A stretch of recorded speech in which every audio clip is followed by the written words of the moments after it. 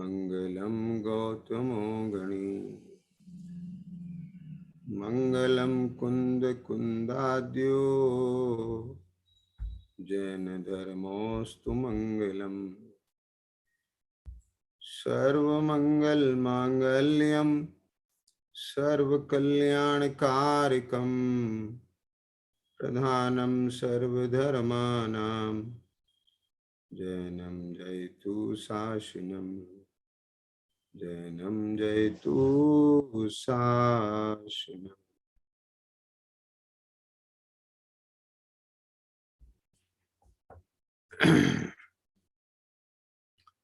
जैसा कि सभी को विदित है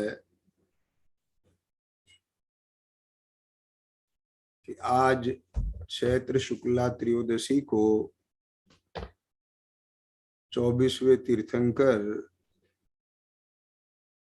भगवान महावीर स्वामी का जन्म कल्याणक का दिन है। आज से 2621 वर्ष पूर्व राजा सिद्धार्थ और माता त्रिशला के गृह में उन्होंने जन्म लिया था और वह वर्धमान कुमार वह बहुत ऐसे वृद्धिंगत होते गए और अनेक घटनाओं के कारण उनके सन्मति महावीर वीर अतिवीर नाम प्रसिद्ध हुए। ये सब कथानक आप सब लोगों को मालूम है। मैं उन सब बिंदुओं को नहीं लेना चाह रहा हूं। मैं उनके जो घटनाक्रम है यानी पूर्वाभील से लेकर और तीर्थंकर महावीर के चरित्र तक उसके कोई खास खास बिंदुओं को मैं यहाँ लेना चाहूंगा।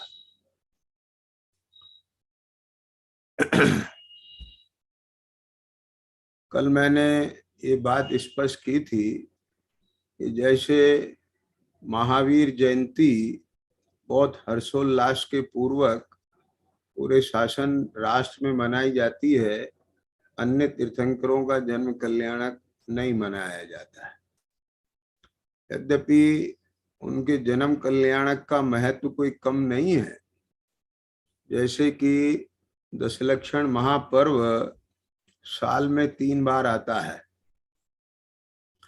लेकिन जो विशेषता और महिमा एक भादो मास के दशलक्षण पर्व की है वो शेष 2 दशलक्षण पर्व की नहीं है। नहीं है माने प्राय समाज में व्यवहार रूप से नहीं है। महिमा कुछ कम नहीं है। तीनों दशलक्षण महापर्व की महिमा तो बराबर है, लेकिन सामाजिक दृष्टिकोण से बात मैंने कही। बहुत सारे तो लोग ऐसे हैं जिनको यह भी मालूम नहीं है कि दशलक्षण महापर्व साल में 3 बार आता है। अष्टानिका महापर्व में भी कार्तिक की अष्टानिका के बारे में कहाँ विशेष महिमा मानी जाती है। फाल्गुन की अष्टानिका ज्यादा महत्व से मनाई जाती है अथवा आषाढ़ की मना ली जाती है। तो महिमा की दृष्टि से, महत्व की दृष्टि से सभी अष्टानिका और दशलक्षण पर्व समान है। ऐसे ही तीर्थंकर के कल्याणक दिवस सभी के समान हैं, परंतु भगवान महावीर क्योंकि उनका शासन तीर्थ चल रहा है और अंतिम तीर्थंकर हुए हैं, हमारे नजदीक के रहे हैं। आप समझ गए ना। उनके और हमारे बीच में कोई दूसरे तीर्थंकर का अवतरण नहीं हुआ है। इसलिए भगवान महावीर के जन्मोत्सव की महिमा और मनाने की प्रक्रिया विशेष है। इसमें एक बात और भी है, क्योंकि सारी दुनिया में ये माना जाता है कि जैन धर्म के प्रवर्तक भगवान महावीर हैं।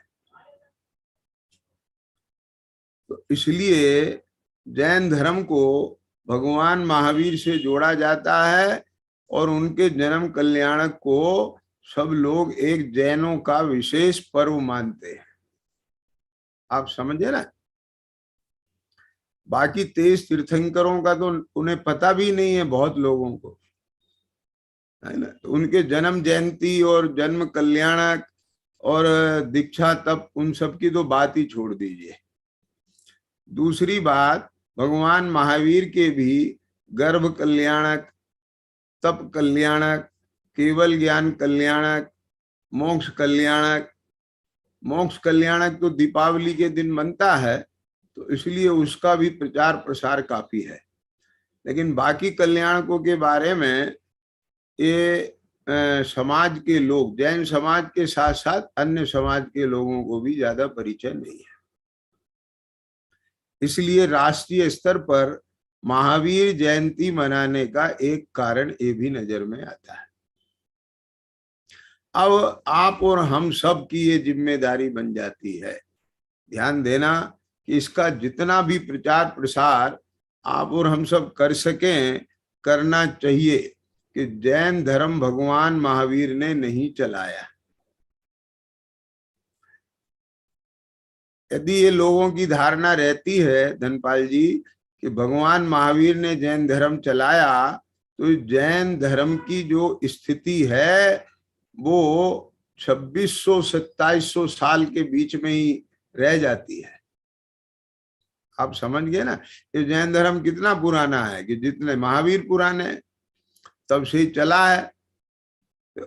इसलिए ऐसा नहीं, अपने को बहुत इस पर कहना चाहिए कि वे तो 24वें तीर्थंकर हैं। और बल्कि अपन सब लोगों को पहले तीर्थंकर ऋषभ देव जी की भी जन्म कल्याणक दिवस को बहुत राष्ट्रीय स्तर पे मनाना चाहिए, ताकि ये पता चले कि पहले तीर्थंकर ऋषभ देव हैं और 24वें तीर्थंकर भगवान महावीर हैं। उनके बीच में बाकी 22 तीर्थंकर और हैं। ये तो मैंने थोड़ा सामान्य बात करी। अब देखो, भगवान महावीर का जब चरित्र हम देखते हैं तो उनका चरित्र का जो प्रारंभ है वो पूर्वा भील की पर्याय से होता है। जो शास्त्रों में उल्लेख है, इससे पहले का उल्लेख मेरे पढ़ने में नहीं आया। पूर्वा भील के पहले उनकी क्या स्थिति थी, अगर किसी के ज्ञान में आया हो तो वो जरूर उल्लेखित करे। तो उनका जो ये घटनाक्रम है ये पूर्वा भील से प्रारंभ होता है। अब आप लोग समझिए जरा ध्यान से। आप सब लोगों को मालूम है कि भगवान महावीर की आत्मा, यानी भगवान महावीर का जो जीव है ना, तो वो राजा ऋषभ देव प्रथम तीर्थंकर, उनके पुत्र चक्रवर्ती भरत, उनके घर में मारीच कुमार के नाम से जन्मे थे। और मारीच कुमार के नाम से जन्मने से पहले वे स्वधर्म स्वर्ग में देव बने थे। और स्वधर्म स्वर्ग में देव बनने से पहले वे पूर्वा भील की पर्याय में थे। क्या कहा वकील, समझ रहे हो ना। अब एक बात समझिए जरा,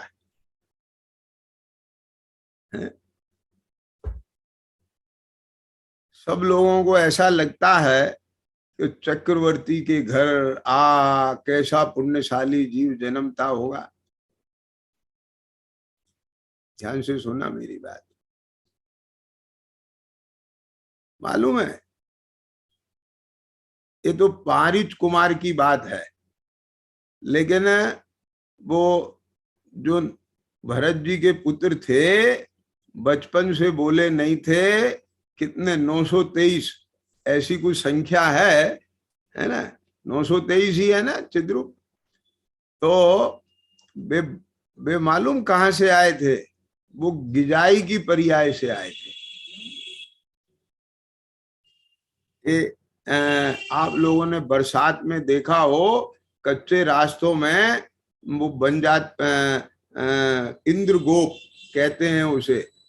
वो ऐसे कान सलाई जैसे बहुत सारे ऐसे कीड़े होते हैं लंबे, और एक के ऊपर एक लिपटे रहते हैं, ऐसा पूरा का पूरा, समझ गए ना?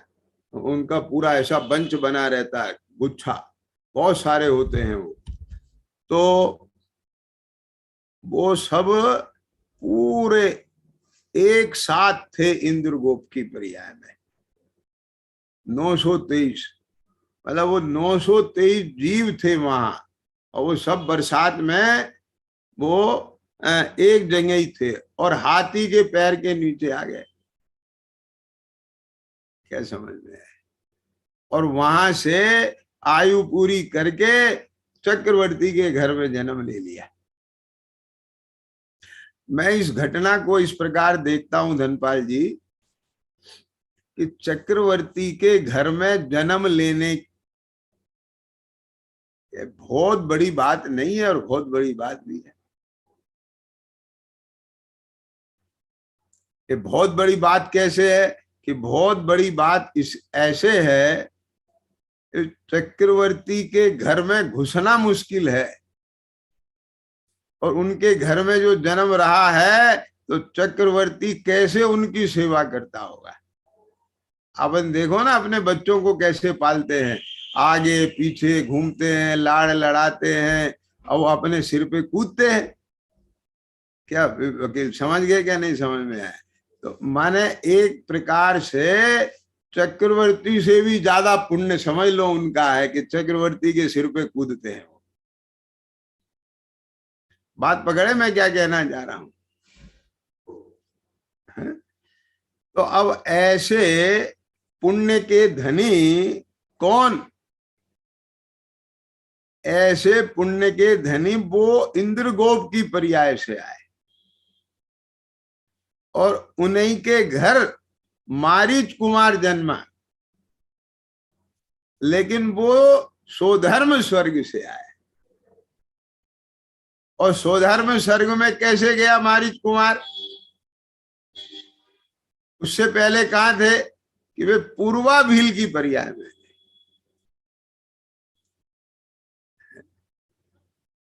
तो पूर्वा भील एक ऐसा व्यक्ति जो जंगल में रहता है, शिकार करता है, मांस खाता है, वो है भील। आप समझ गए? तो वो भील जो जंगल में मांस खा रहा है, शिकार कर रहा है, एक भव बाद चक्रवर्ती के घर जन्म ले रहा है। मतलब ये मैं सब क्यों हाईलाइट कर रहा हूं? कि पुद्गल कर्म का आप खेल समझने की कोशिश करें।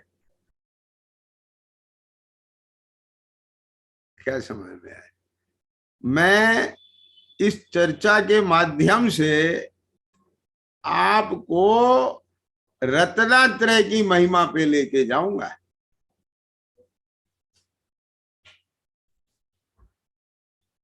क्या कहा?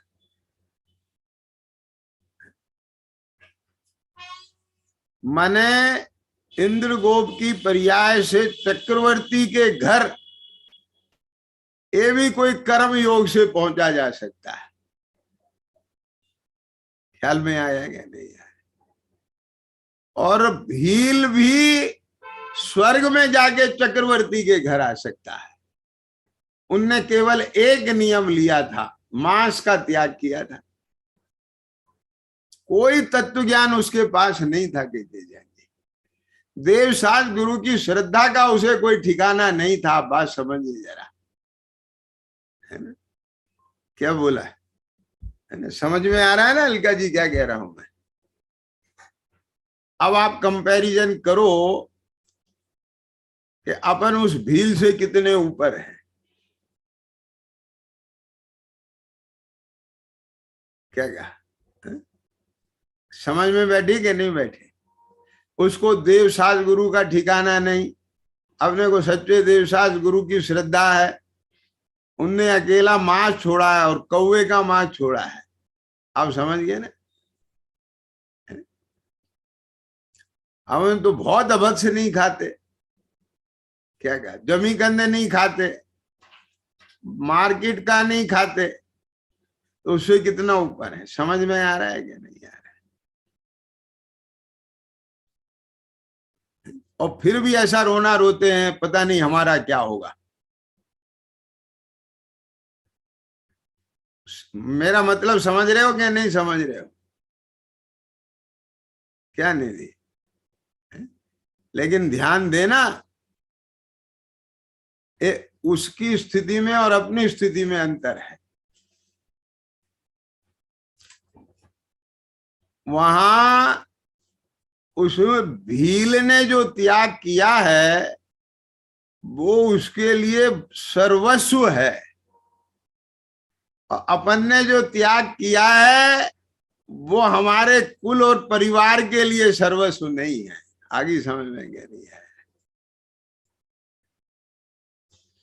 माने उसके तो घर से ही, जन्म से ही वो ही खान पान है पूरा का पूरा, और उनने उसका त्याग किया है।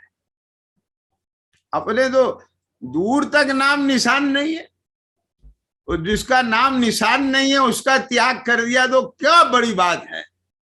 मेरा मतलब समझ में आया क्या नहीं आया?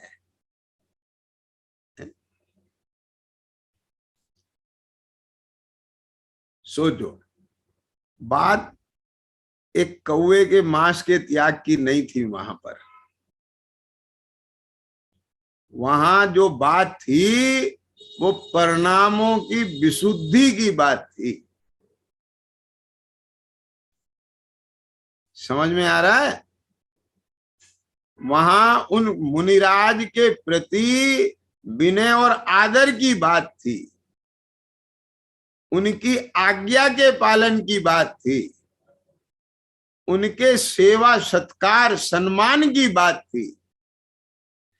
और एक भील जैसा व्यक्ति, उसने ये कह दिया कि भले ही प्राण छूट जाए तो भी गुरु महाराज ने जो मुझे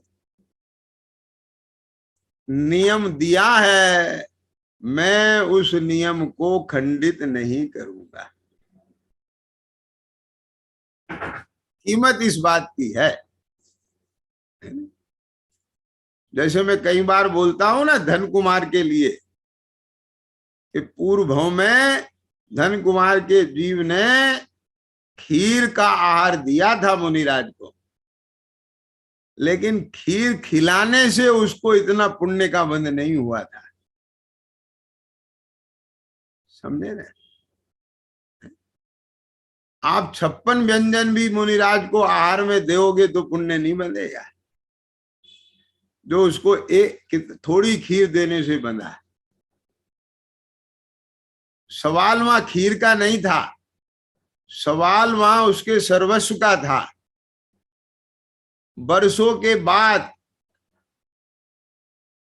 बरसों से जिस बात का उसे इंतजार था, भावना थी कि पता नहीं वो दिन कब आएगा जब सेठ के बच्चों की तरह मुझे भी ये मीठा खीर खाने के लिए मिलेगी, और आज वो दिन आया और उसकी माँ ने उसके लिए खीर बनाई, और उसे खीर खिलाने से पहले ये बात कह दी कि बेटा अपन साधु मुनिराज को खीर खिला के तब खाएंगे। तो ये सुन के उस बच्चे के परिणाम खराब नहीं हुए थे। मेरी बात समझने की कोशिश करना आप लोग।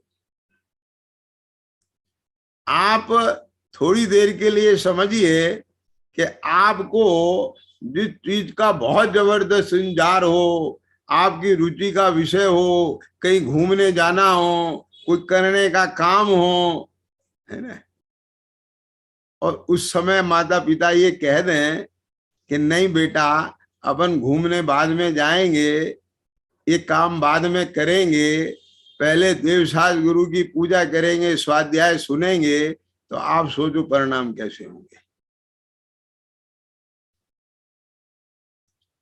हल्का ही समझ में आ गया कि नहीं आया? वहां से तुलना करो। यहां तो कि नहीं नहीं कोई बात नहीं, अपन तो कर लेंगे, लेकिन पहले ये काम तो कर लें, भगवान तो कहीं नहीं जा रहे ना, पहले घूम के आ जाएं, फिर दर्शन पूजा कर लेंगे। क्या समझ में आ गया? माने आपने देव गुरु धर्म की भक्ति में त्याग क्या किया? त्याग क्या किया? इससे ये पता चलता है कि देव गुरु धर्म के प्रति आपका समर्पण भाव कितना है। उन्हें त्याग से मतलब नहीं है। क्या समझ में आया? तो धन कुमार के जीव ने पूर्व भव में उसी कतई परिणाम में मलिनता नहीं आए, बोले हाँ हाँ बहुत अच्छा। और माँ तो चली गई थी ना पानी भरने के लिए, मुनिराज आए तो पकड़ लिए पैर, नहीं जाने दूंगा मैं। उसके मन में ये भी तो आ सकता था कि माँ तो पानी भरने गई है और ये महाराज सारी खीर खा गए तो मुझे नहीं मिलेगा है। अब वो फॉर्मेलिटी से कह देता महाराज रुको ना, खीर खा के जाना ना, मेरी माँ कह रही थी। और वो नहीं रुकते तो वो कह देता माँ से मैंने तो रोकने की कोशिश की थी। बात समझ रहे हो क्या नहीं मैं क्या कह रहा हूं? क्या अपन लोग ऐसी फॉर्मेलिटी नहीं कर जाते अनेक जगह? क्यों? क्योंकि जैन जी समझ गए क्या नहीं समझ में आया? अपने राग का पोषण करने के पीछे जो बात कहना चाह रहा हूं मैं, अपने राग का पोषण करने के पीछे, राग की पूर्ति करने के पीछे हम देव गुरु धर्म को गौण कर देते हैं कि नहीं कर देते हैं? अपन देख लें अपने अंदर में झांक के, समझ गए कि नहीं समझ में आ गया? धर्म धर्मात्माओं को गौण कर देते हैं कि नहीं कर देते हैं? ये कीमत किस बात की है? ये गौण नहीं किया, अथवा अपने राग को गौण कर दिया। बात समझ गए कि मैं क्या कहना चाह रहा हूं बिंदु? ये प्रथमा नियोग पढ़ने का भी एक विजन होना चाहिए। अकेला कहानी पढ़ ले आते हैं, अरे उस कहानी में आचार्य देव ने जो कथा लिखी है उसके पीछे वो क्या भाव है, हमको उससे क्या सीखना है ना? हमें अपने दोष कैसे मिटना है, कैसे उससे मोटिवेट होना है, इंस्पायर होना है। अब आज समझ गए कि नहीं समझ में आया? ये सब निकालना पड़ेगा। क्या कहे?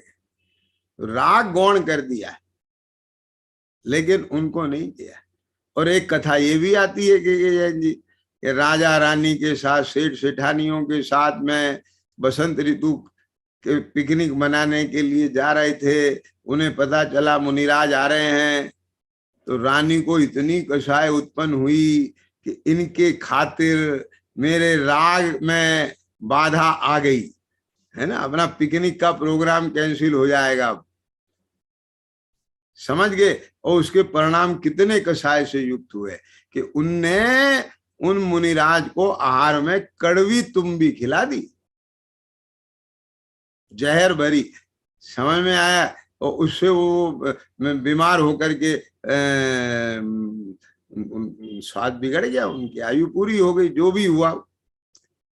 लेकिन वो कड़वी तुम्बी का आहार देने के परिणाम और जो कषाय के परिणाम, उससे मालूम क्या दुर्दशा हुई थी उसकी, सब आप लोगों ने पढ़ा हुआ है। तो मूल बात यहां परिणामों की है। आगे समझ मैंने? अब एक बात समझना है, तत्व ज्ञान के बिना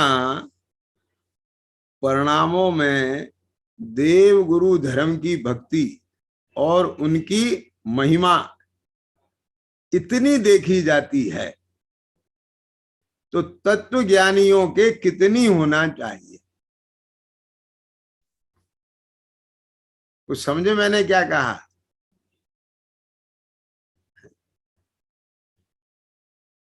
समझिए ना। अरे तत्व ज्ञानियों के तो बहुत होती है, लेकिन जो तत्व ज्ञानी नहीं है और अपने को तत्व ज्ञानी माने, समस्या वहां है राजेंद्र महाजन जी। जो सुन सुन करके पढ़ करके अपने को ये मान लेते हैं हम सब जानते हैं, हम सब जानते हैं, उनके परिणामों में ऐसी शुष्कता आ जाती है। लेकिन जहां तत्व ज्ञान होता है वहां पर तो समर्पण होता है। प्रभु चरणों में क्या धरूं, आत्म से सब हीन। प्रभु चरणों में, अब लगा लो सब, गुरु चरणों में, शास्त्र चरणों में, क्या धरूं, आत्म से सब हीन, और सो तो प्रभु तुमने दियो। इस लोक में आत्मा से बढ़ के कोई दूसरी चीज नहीं है, लेकिन उस आत्मा को बताने वाले आप हैं। तो इसलिए मैं आपको, क्योंकि इससे बढ़ के कोई चीज दुनिया में नहीं है, तो आपको देने के लिए मेरे पास कुछ नहीं है। नहीं समझ में आए? आप किसी से अगर 10 रुपए का माल खरीदते हो तो उसे 10 रुपए देते हो ना? क्या क्या 5 देके तो काम नहीं चलेगा ना। 1 लाख रुपए का सामान लिया है तो लाख से ज्यादा दो या लाख दो, तो क्या रखूं मैं प्रभु चरणों में, सब आत्मा से हीन है। तो सो तो प्रभु तुमने दियो, चरण शरण आधीन। मैं तो आपके चरणों के ही अधीन हो जाता हूं, अपने को समर्पित कर देता हूं। क्यों? क्योंकि इस जीवन पे आपका अधिकार है। आपने मुझे जीवन दिया है, आपने मुझे बताया है कि तू जीव है, नहीं तो मैं अपने को जीव ही नहीं मान रहा था। मुझे मेरी कीमत बताने वाले आप हैं। ख्याल में आया कि नहीं आया? तो तत्वज्ञानी जीव जो होता है उसे तो बहुत समर्पण होता है, सच्चा समर्पण होता है। लेकिन व्यवहार में इतना समर्पण तो उन मंद कषायवान जीवों के, सरल स्वभावी जीवों के भी देखने में आता है। ये बात मैंने आपको बताई। तो उस पूर्वा भील ने, देखो कैसा भील, कि तीर छोड़ने ही वाला था मुनिराज के ऊपर। तो उसकी पत्नी ने कहा कि रुक जाओ, तो उसके परिणामों में सरलता होगी ना, रुक गया। नहीं तो पत्नी की नहीं सुनते, ये तू कहती रहे, हमें तो जो करना है सो करना है। आज महाजन समझ में आया? कसाय मंदवान जीव हो तो पत्नी पति की सुन लेती है, पति पत्नी की सुन लेता है। समझ में आया कि नहीं? मैं क्यों सुनूं, मैं क्यों सुनूं?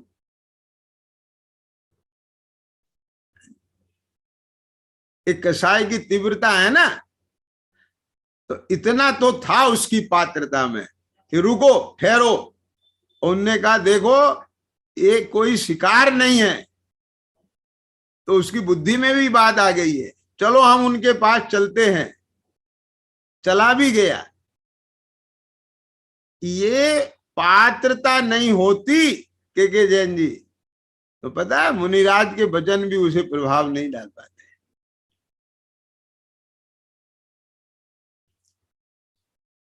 आप बात समझ रहे हो क्या कह रहा हूं मैं?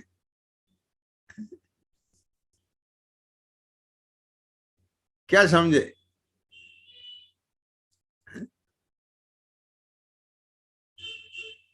कल महावीर जयंती के कार्यक्रम में मुझे बोलने का मौका मिला। वहां पर बड़े बालक थे, बड़े बच्चे थे, ग्रेजुएशन लेवल के बच्चे थे। तो वहां मैं बोल रहा था तो मैंने देखा कि 90% बच्चों का उपयोग स्थिर नहीं था। केवल 10% ही ध्यान से सुन रहे थे। उन 10% में ही मैं देख रहा था, 1 2 4 ही ऐसे थे कि जो उस बात को ग्रैस्प कर रहे थे। आप समझ गए ना? तो वो इसलिए नहीं कर रहे थे कि मैं बोल रहा हूं, क्या कह रहा हूं, वो इसलिए कर रहे थे कि उनके परिणामों में पहले से ही अपने पारिवारिक संस्कार, सभ्यता और भद्रता थी। आगे समझ में क्या नहीं आगे? ये तो कोई एक्सेप्शन होता है, अपवाद होता है कि अचानक कोई बदल जाए। ये बात मैं क्यों कहना चाह रहा हूं? इसलिए कहना चाह रहा हूं कि अपने जो पात्रता है उस पात्रता से मिलता है के जैन जी क्या कह रहा हूं। ये पूर्वा भील की भी एक पात्रता दिखाई दी मुझे, वो जो मैंने आपके सामने रखी है। समझ में आया कि नहीं आया? अमन अपने पे देखो ना, हम सुनते हैं किसी की, जो हमें करना होता है कि नहीं होता है। आप भील की जगह अपने को रख के देखो तो क्या कहे, होगा कोई, हमें क्या लेना देना है, बताओ मुझे। इस कहानी को ऐसे ही नहीं पढ़ जाए हम। बोलो अलका जी, बताओ, ये पूर्वा भील की कहानी तुमने कितनी बार सुनी पड़ी है? इस एंगल से सोचा कभी? और पूर्वा भील की ही उस चरित्र में कितनी चीजें नजर आ रही मुझे। उसकी सरलता नजर आ रही है, क्या क्या, पत्नी की बात सुनकर के वो रुक जाता है, पत्नी की बात सुनकर के उन मुनिराज के पास चला जाता है। मुनिराज ने भी उसे पात्र जीव सब देखा है। क्या देखा? पात्र नहीं होता तो धनुष बाण रख के उनके पास आके बैठता, और कोई आके बैठा है तभी उनने उस मुनिराज ने उसको जो है अहिंसा का उपदेश दिया। ख्याल में आ गया कि नहीं आया?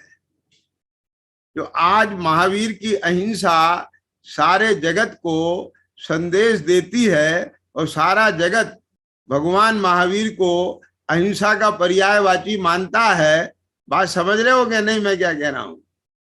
तो उसका बीज समझ लीजिए, पूर्वा भील की पर्याय में अहिंसा का ही बीज पड़ा। क्या समझ में आया? हिंसा छोड़ी थी ना पूर्वा भील ने, स्थूल हिंसा, कोई सम्यक दर्शन नहीं हो गया था वहां पर। एक बात, एक बिंदु तो ये यहाँ पात्रता की बात बताई मैंने, सरलता की बात बताई, इसलिए मैं मालूम कब का डला हुआ बीज कब काम आता है। समझ में आया? इस संस्कार एक दिन के एक दिन में काम नहीं आते। आज आप सब लोग जो तत्व ज्ञान की बात सुन रहे हो ना यहाँ बैठ करके, ये पता नहीं कब कब के कहाँ पड़ा होगा जो आज फल रहा है। ऐसे ही नहीं उड़ा देना चाहिए, ये कुछ नहीं होता है, कुछ नहीं होता है। ख्याल में आ गया क्या नहीं है? ये सब कुछ नहीं है, पर ऐसा भी नहीं है कि कुछ भी नहीं है। क्या कह रहा हूं मैं? एक छोटा सा नियम कहां कैसे कारगर हो जाता है, तो वो कुछ भी नहीं है ऐसा भी नहीं देखना, और सब कुछ यही है ऐसा भी मत देखना। बात समझ गए मैं क्या कह रहा हूं? ऐसे उसको गौण करके उपहास का विषय नहीं बना देना चाहिए। चलिए अब दूसरे एंगल से बात देखें कि वो उस समय कसाई की मनता से, परिणामों की विशुद्धता से उसने उस कर्म के उदय को, कौन से कर्म के उदय को, जो असाता कर्म का उदय आया, क्या सादा कर्म का उदय आया, भयंकर बीमार हो गया, रोग आ गया, और वैद्य कहे मांस खाओ तो बचोगे, नहीं तो नहीं बचोगे। तो वहां पर कितनी समता रही होगी उसके परिणाम में। अगर संकलेश हो जाता तो वो ये कहता नियम जाए भाड़ में, मैं तो नहीं, मेरे से बर्दाश्त नहीं हो रहा है, मुझे तो जैसा वैद्य कहे मैं तैयार हूं। ख्याल में आ गया क्या नहीं आ गया? ये वेदना मेरी किसी भी कीमत पे खत्म होना चाहिए ना। समता रही। समता क्यों रही? कि उन मुनिराज के प्रति उसको सेवा भाव आ गया, समर्पण आ गया, महिमा थी, उनके वचनों का उसे विश्वास था, उनके वचनों में उसे आदर था। आप सब लगा लीजिए उसमें, है ना? बोले नहीं मैं नहीं नियम तोड़ूंगा। तो उस भाव के बल पर उसको इतना पुण्य का आश्रय हुआ कि उसके उदय में स्वधर्म स्वर्ग में वो पहुंच गया। एक पॉइंट तो ये समझ में आ गया। और दूसरा पॉइंट क्या कि वहां से कहां आया? भरत चक्रवर्ती के घर। लेकिन अब तीसरे एंगल से बात समझिए जरा से।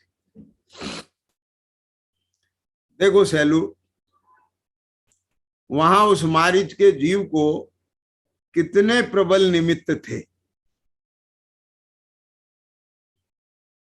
सोचो।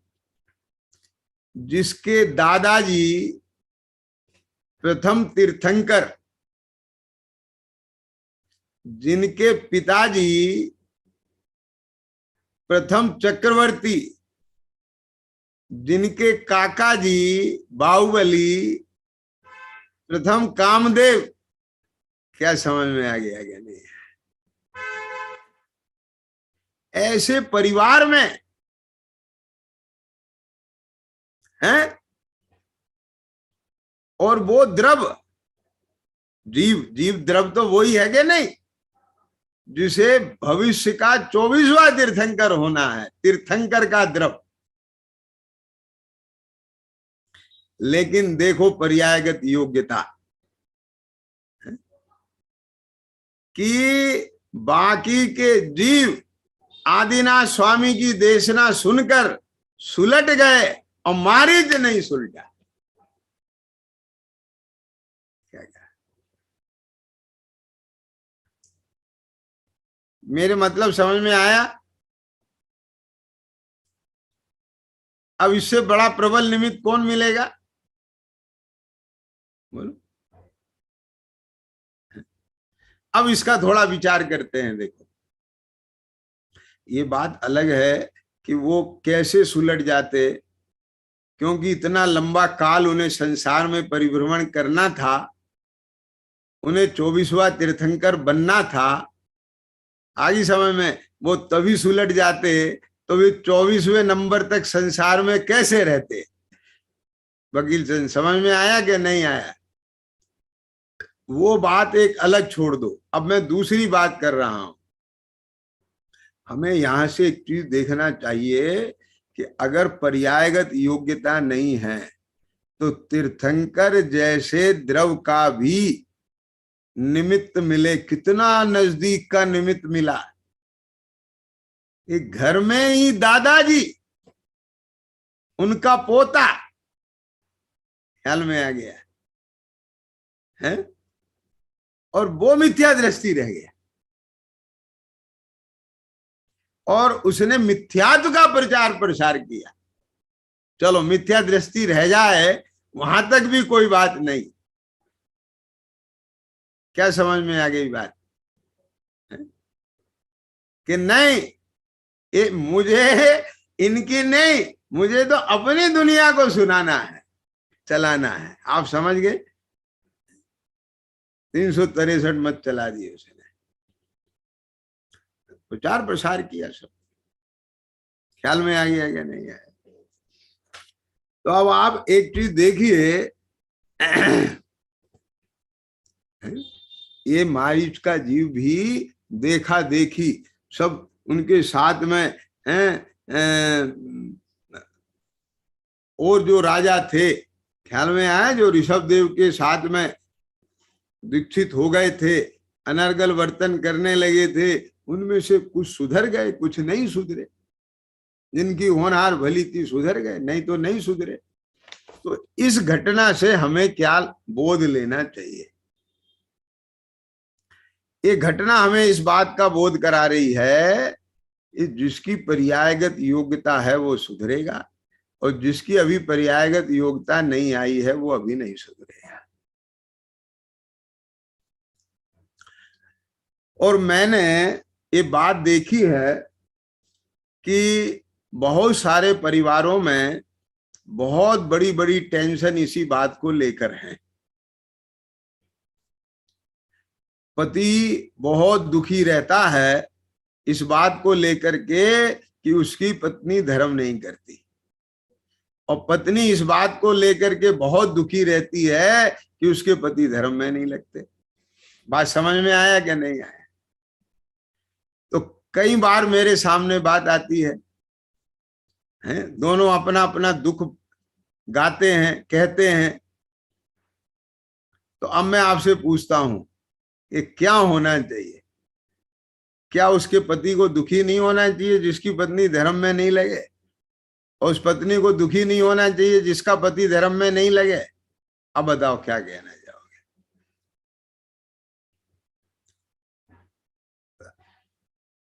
अगर मैं कहूं नहीं होना चाहिए तो आप कहोगे वाह, और आप कहें होना चाहिए, ये मैं कह नहीं सकता हूं। ये क्यों?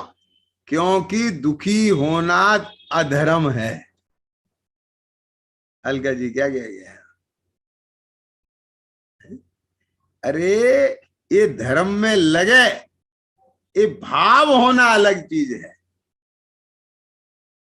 नहीं आई समझ में बात? बोलो मेरी भावना में भाव क्या है? सुखी रहे सब जीव जगत के। बोलो ये भाव है कि नहीं? भावना है कि नहीं? 24 घंटे यही तो भावना है। हमारे मन में क्या कभी कोई भाव ऐसा आता है कि ये दुखी हो? सब सुखी हो? भावना है कि नहीं है? भाव है कि नहीं है? अब नहीं होए सुखी तो हम दुखी हो जाएं। पॉइंट समझ में आया कि नहीं आया? मैं नहीं कहा।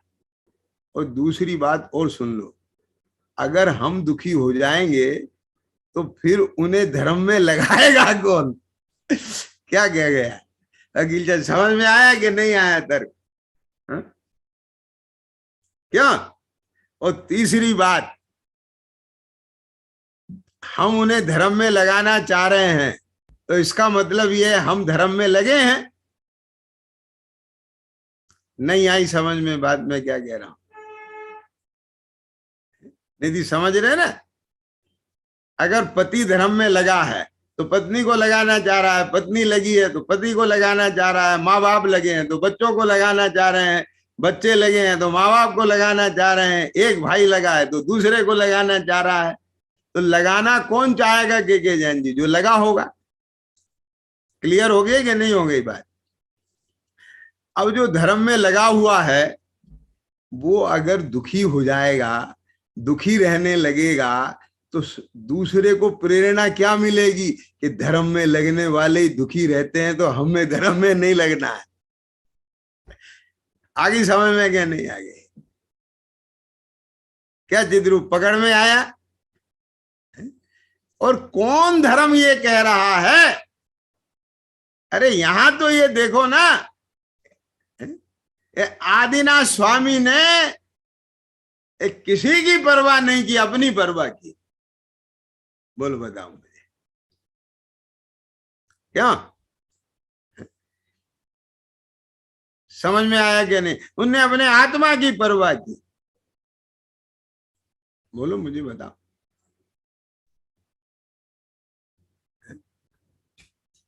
बरसात में, धूप में आप और हम सब छाता लेके निकलते हैं। क्या कहा? समझ गए? तो हमें हमारे हाथ में छाता देखकर कोई भूला हुआ है तो उसे अपना छाता याद आ जाता है। आ रही है समझ में बात? और नहीं भूला हुआ है, वो छाते का महत्व ही नहीं जानता है, छाता ही नहीं जानता है, तो हमारे हाथ में छाता देखकर उसे उसका महत्व समझ में आ जाता है। बोलो। और वो छाता प्राप्त करने का प्रयास करता है और हमारे पास आता है तो पूछता है, भाई साहब ये आपने कहाँ से लिया है? बड़ी अच्छी चीज है। अच्छा भैया बहुत अच्छा है, आप वहां से ले लो। तो भाई साहब मैं तो नहीं ले पाऊंगा, मैं नहीं कर पाऊंगा, आप मेरी कुछ मत, चलो हम दिलवा देते हैं। ऐसा मेरे पास पैसे भी नहीं है, चलो कोई बात नहीं, तुम हमारा ले लो, हम दूसरा ले लेंगे।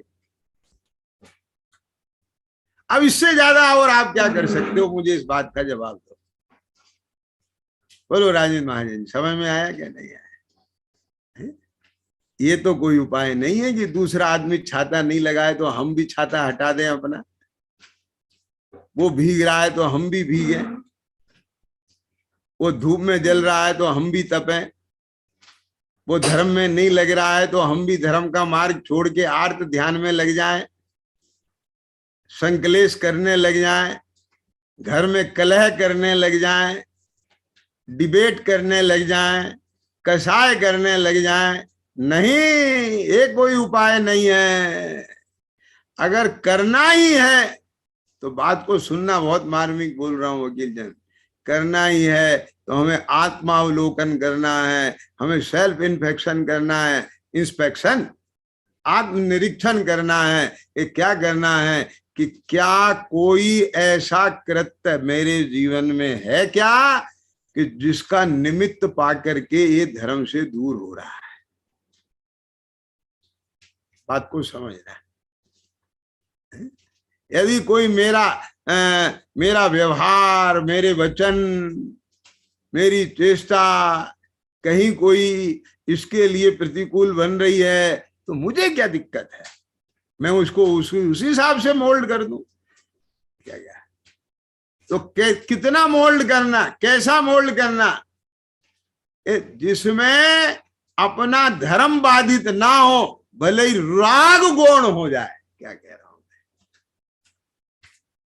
मेरे बात समझे के जैन जी, मैं क्या कह रहा हूं? उसके खातिर अपना धर्म खंडित नहीं करना है। क्या कह गया?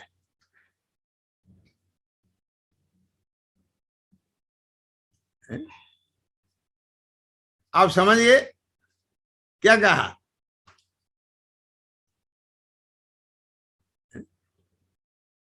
पॉइंट पकड़ में आया कि नहीं आया लोढ़ा जी? क्या कह रहा हूं मैं?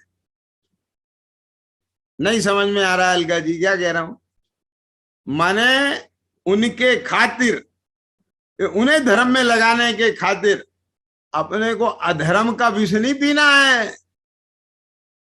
क्या कहा? क्यों? क्योंकि अपने ही अगर अधर्मी हो गए तो फिर उन्हें लगाएगा कौन? क्या कहा? और आपने रात्रि भोजन की कथा सुनी है कि नहीं सुनी है? चिद्रूप क्या कह रहा हूं मैं? एक कौन सी? इस सब बारात ने रात में जीमा और उसमें सांप डल गया था, सब बेहोश हो गए, और एक आदमी ने रात में भोजन नहीं किया था और सबने कहा था कि तुम नहीं जीवोगे तो तुम तो सीधे स्वर्ग जाओगे। क्यों? अब वो स्वर्ग भेजने वाले खुद स्वर्ग में जाने की तैयारी करने लग गए। बाल बोध में है ना ये पाठ।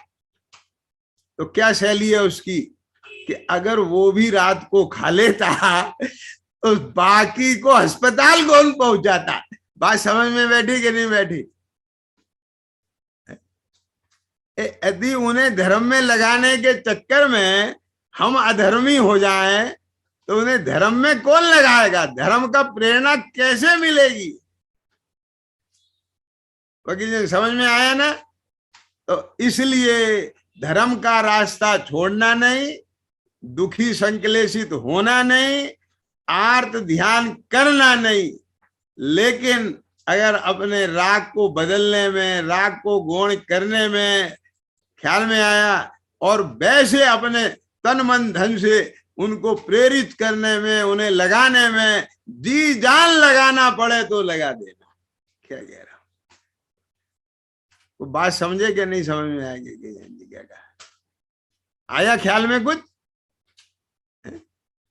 लेकिन अपने आराधना के मार्ग को खंडित करके नहीं, परिणाम बिगाड़ के नहीं। समझ गए?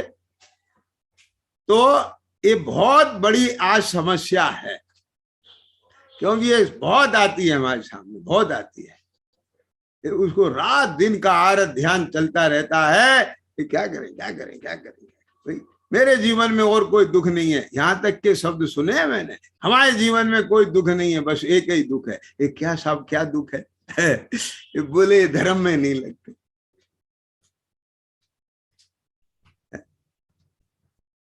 ख्याल में आ गया क्या नहीं है? समझ गए बात? आदिनाथ तो दुखी नहीं हुए, भरत चक्रवर्ती तो दुखी नहीं हुए, तो क्या उन्होंने कोई प्रयास नहीं करा होगा? सोचो। उसकी चर्चा भले ही ना मिलती हो, लेकिन ऐसा राग तो आता है। जब तक राग है कि भाई आप उसको समझाएंगे, बताएंगे, और फिर नहीं माने तो वो पंडित टोडरमल जी की शैली में कहें तो होनहार का विचार करके समझा गया कि अभी पर्यायगत योग्यता नहीं आई है, जब आएगी तब वो शेर की पर्याय में भी समझ जाएगा। नहीं समझ में आई बात? क्या कहेगा? लेकिन इसका अर्थ ये नहीं है धनपाल जी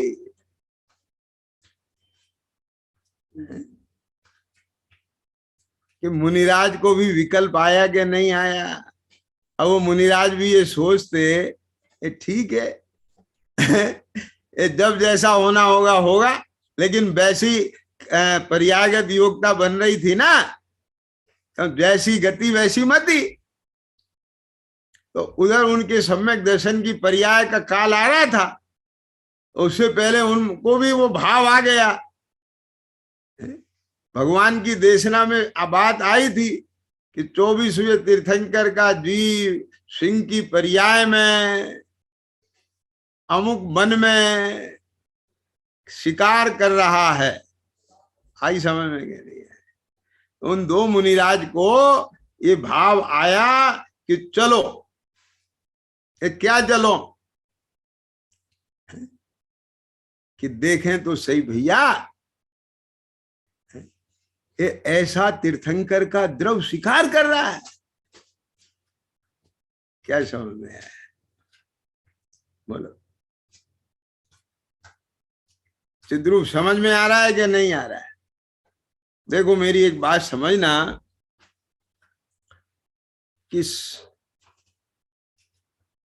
तीर्थंकर के जो द्रव्य होते हैं वो मुनि दीक्षा लेने के बाद मौन हो जाते हैं, उपदेश नहीं देते। वो मुनि दशा में उनका उपदेश नहीं होता। क्या बोला? ख्याल में आ गया कि नहीं आया? मुनि दशा में उनका उपदेश नहीं होता है। मैं विचार किया क्यों नहीं होता है? मुनि तीर्थंकर का जीवन, तीर्थंकर आदर्श होते हैं कि जैन जी क्या कह रहा हूं?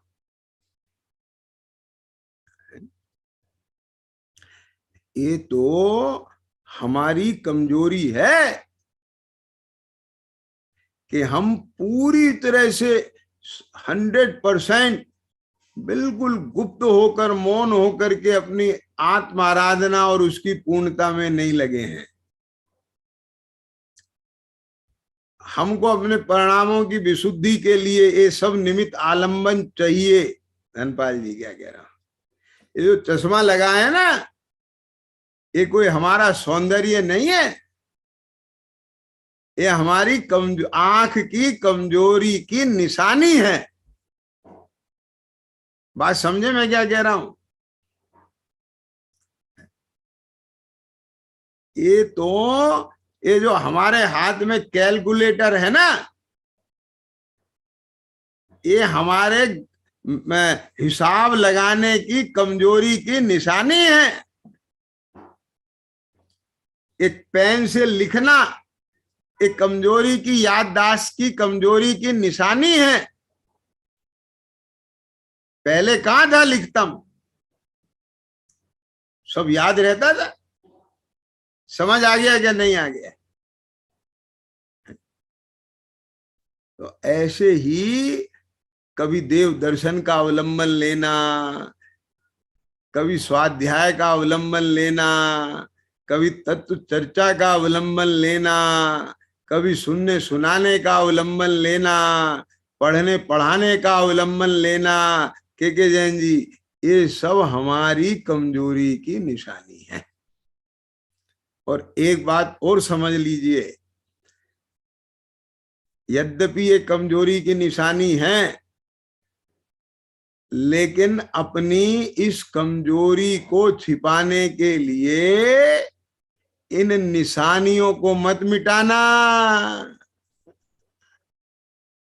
क्या कह गया हूं मैं? के जैन जी क्या कह गया? आप समझ गए ना?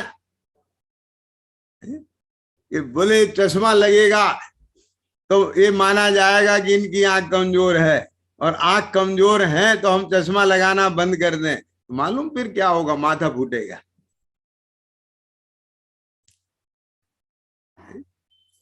अभी तो ये आंख की कमजोरी की निशानी है, फिर वो नहीं लगाना दिमाग की भी कमजोरी की निशानी बन जाएगी कि बुद्धि खराब है। आप समझ गए क्या? नहीं समझ में आया? ये तो निहायत पागलपन है। ये कोई बहादुरी की बात नहीं है। आज अगर हमारी पर्यायगत योग्यता ऐसी है कि हमें इन साधनों का आलंबन लिए बिना आत्मावलंबन नहीं होता, स्वरूप ख्याल में नहीं लिया जाता है, पर के ख्याल नहीं छूटते हैं, तो हमें इन आलंबनों को लेने में कतई अपने को ऐसा नहीं समझना चाहिए कि हम कोई क्या माने जाएंगे, मूर्ख माने जाएंगे, अज्ञानी माने जाएंगे, कमजोर माने जाएंगे। ऐसा नहीं सोचना चाहिए।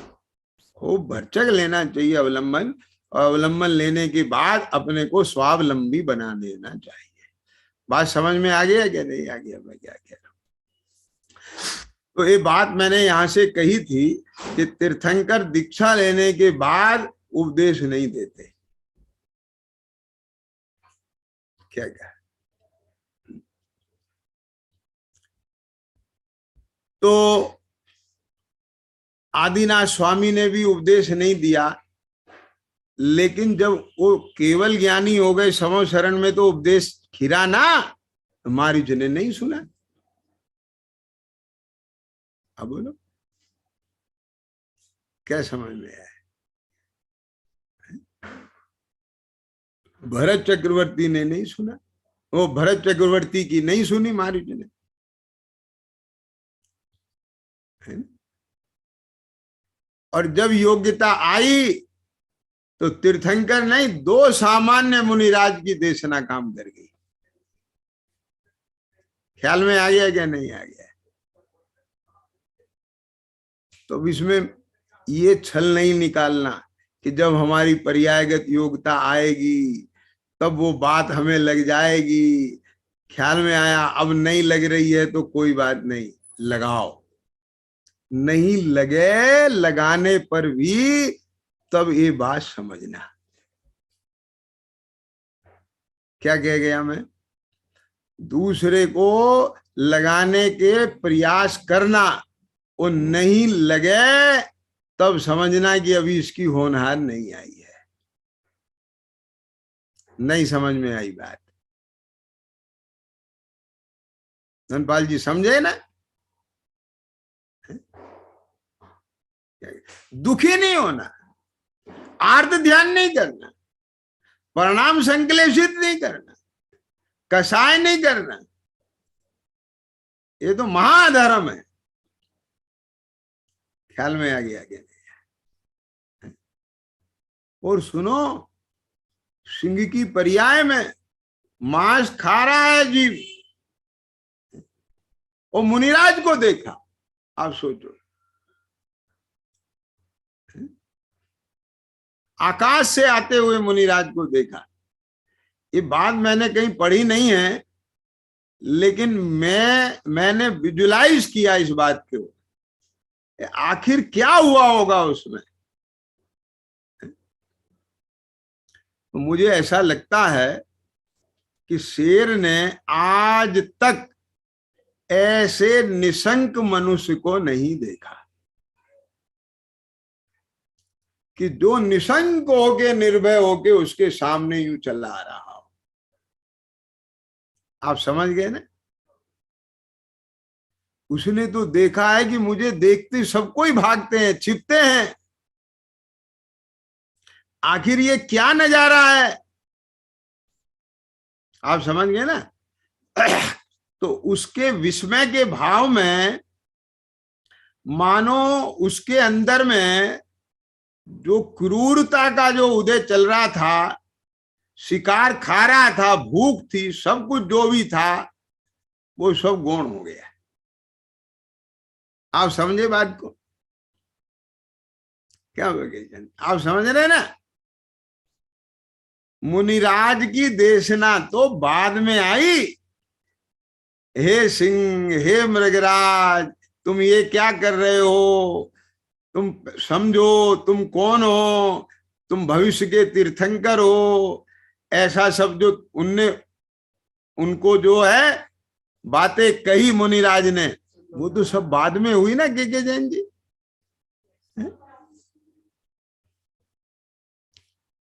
क्या कहा? ऐसा नहीं हुआ था कि वो मुनिराज आगे खड़े हो गए और वो तो अपना शिकार खाता रहा हो ना। उनके उपदेश को सुनने की पात्रता उसके पहले से तैयार होने लग गई थी। ख्याल में आ गया? ऐसा मेरे को ख्याल में आता है। समझ में बैठी बात? मालूम है? इस बात से मैं एक बात कहना चाह रहा हूं, मेरी बात को ध्यान से सुनना जरा। आप कभी भी देख लेना, जब आपको आपके किसी राग का उदय चल रहा हो, उस समय किसी के अमृत तुल्य वचन भी नहीं सुहाते।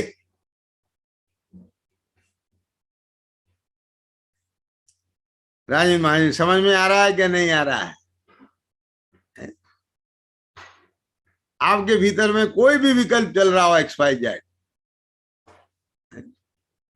और उसकी तीव्रता हो, भूख लग रही हो, कुछ जाना हो, आना हो, कुछ करना हो, आपको उसका राग हो, और हम कहें अरे सुनो वकील चंद, बहुत बढ़िया बात बताता हूं, तो तुम भले ही संस्कार से हमारे आदर सम्मान में खड़े हो जाओ कान खोल करके, लेकिन सच बताना कितना असर होएगा,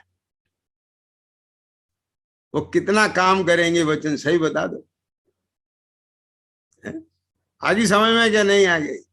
लेकिन जब आपके वो जाति का राग और कसाय ढीला होगा ना जिस काल में, उसी काल में वचन काम करेंगे। तो वहां भी ऐसा हुआ, और उसके होने में ऐसा मेरा अनुमान है कि वो सिंह को कि ये कौन आ रहे हैं, कौन आ रहे हैं, वो चले ही आ रहे हैं, ये तो घबरा ही नहीं रहे हैं, डर ही नहीं रहे हैं, ऐसे तो मैंने कभी देखा ही नहीं किसी को।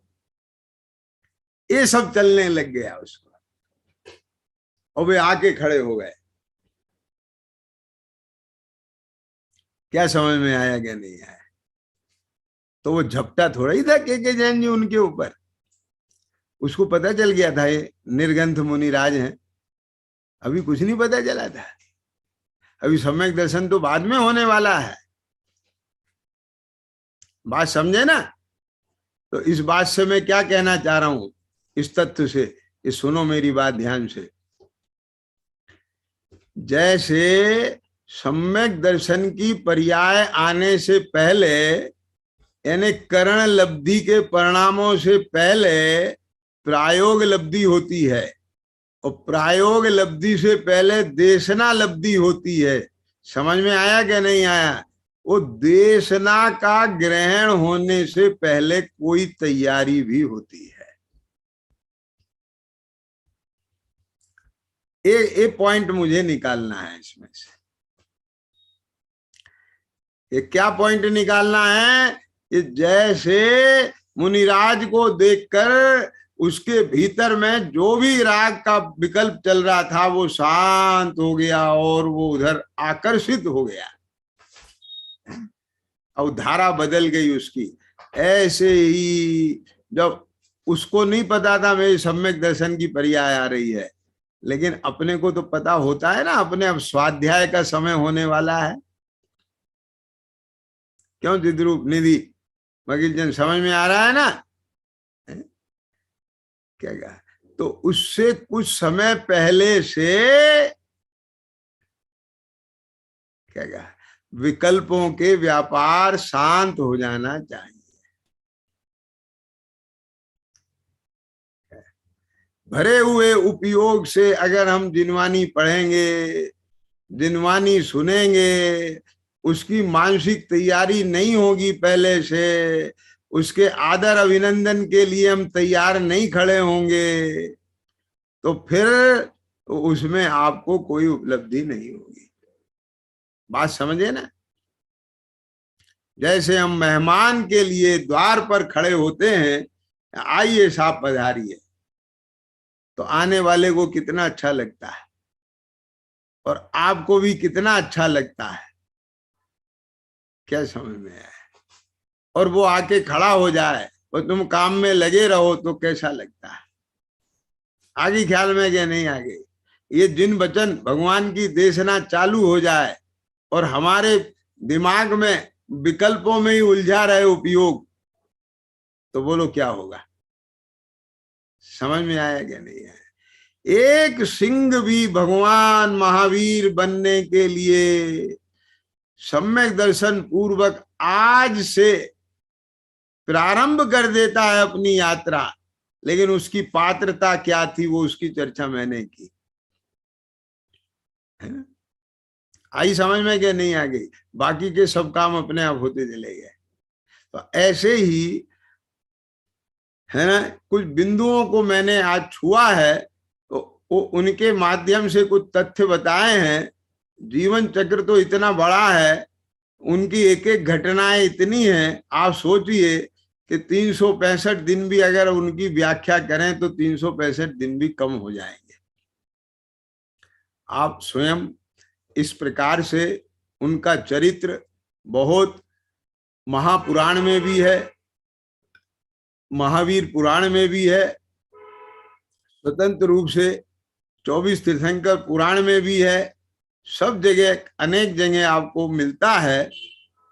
आपको जैसा भाव हो, जैसा समय हो, आप उसको पढ़ें, लेकिन पढ़ें ही नहीं, समझें, और इस प्रकार से जो घटनाएं घटी हैं उनसे अपने जीवन के लिए उपयोगी हीरे मोती रतन उसमें से निकालें, उनकी माला बनाएं और उसे अपने आप को सजाएं। तो मैं समझता हूं कि ये महावीर जयंती का सबसे बड़ा उपहार हमें प्राप्त हो जाएगा। तो सबको महावीर जयंती के अवसर पर ऐसा सुंदर उपहार बनाने का भाव उत्पन्न होवे और अपने जीवन को उन सब बिंदुओं से, जिनसे भगवान महावीर ने पूर्व भवों से अपने को सुसज्जित करना शुरू कर दिया था, और उसका परिणाम ये निकला कि उन्होंने तीर्थंकर के रूप में आज चैत्र शुक्ला त्रयोदशी को राजा सिद्धार्थ और माता त्रिशला के यहाँ जन्म लिया, और उनके उस जन्म से सारे लोक में शांति छा गई।